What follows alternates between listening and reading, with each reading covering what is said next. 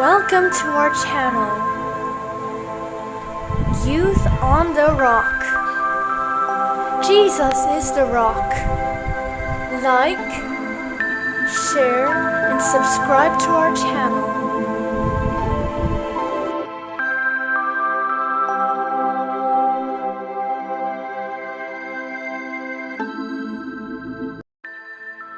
Magandang araw sa lahat ng nakikinig sa akin dito sa Youth on the Rock.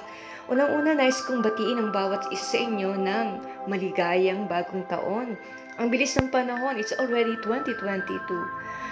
Kung bago ka palang nakikinig dito sa Youth on the Rock, iniimbitahan kita mga young people na mag-subscribe sa channel kong ito. At kung may mga problema kang pinagdaraanan, you are welcome na isulat mo ang mga prayer request mo dito para maisama kita sa aking panalangin.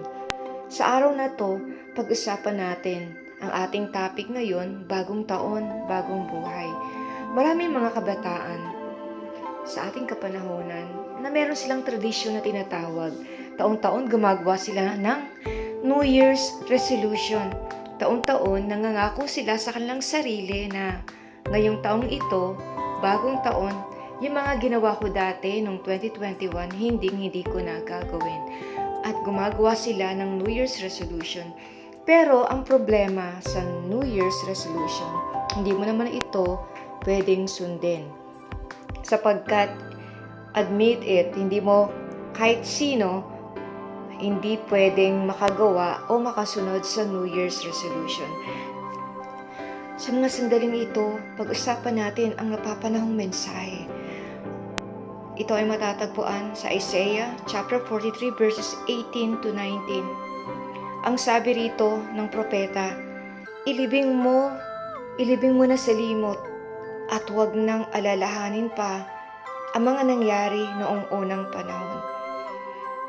Sa mga sandaling ito, kung isa ka sa mga kabataan na hanggang ngayon, dala-dala mo pa rin ang sama ng loob dyan sa puso mo, yung mga nangyari sa iyo, yung mga nagdaang taon, andyan pa rin sa puso mo yung sakit ng kalooban, yung galit sa dibdib mo, dahil yung mga magulang mo may ginawang masama sa iyo, mga kapatid, kaibigan, best friend, kakilala, kamag-anak, na hanggang ngayon dala-dala mo pa rin dyan sa puso mo.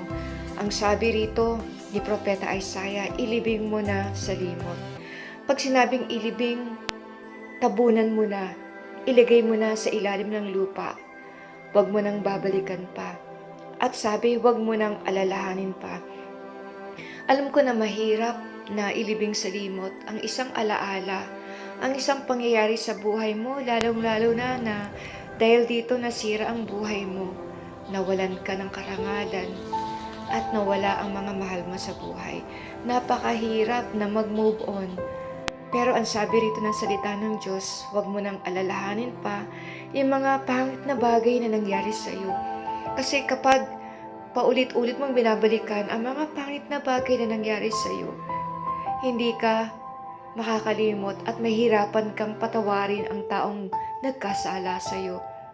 Ang sabi ng Panginoon sa verse 19, masdan mo, ako ay gagawa ng isang bagong bagay. Ang sabi sa iyo ng Panginoon, mga kabataan, yung mga pangit na bagay na nangyari sa iyo, kalimutan mo na. Iwanan mo na ngayong taong 2022.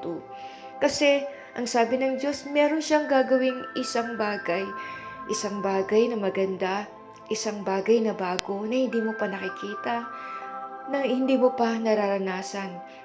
Ang sabi ng Panginoon, gagawa ako ng isang daanan sa gitna ng disyerto.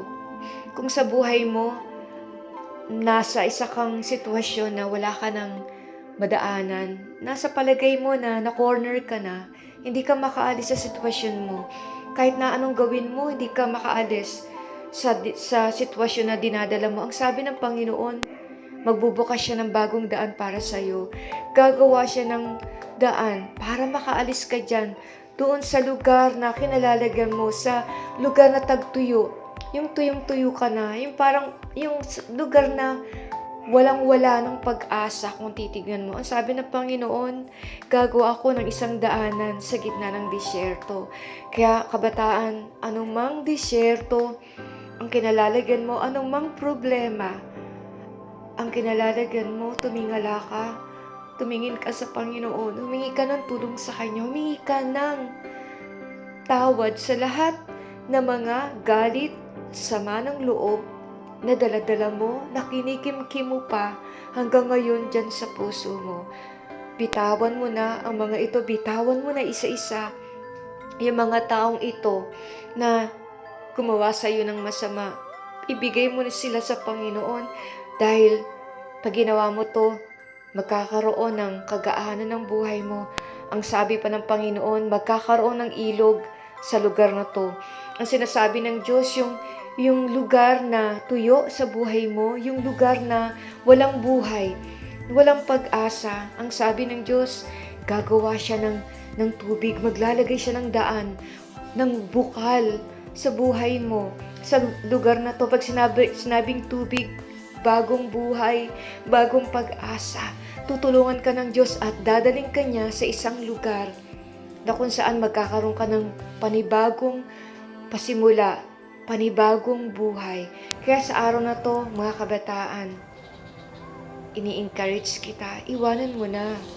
Huwag mo nang dalhin ngayong 2022 yung mga bagay na hindi maganda na nangyari sa'yo noong 2021. Ibigay mo ang lahat ng sama ng loob mo, yung mga hinanakit mo sa Diyos, at hayaan mo siya ang gumamot sa sugatan mong puso.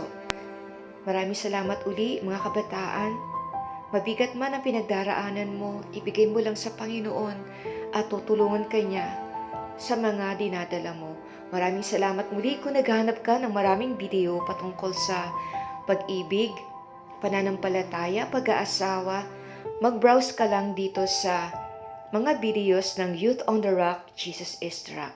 Maraming salamat muli. Naway ingatan ka at pagpalain ka ng ating Panginoon. God bless you and see you again next week.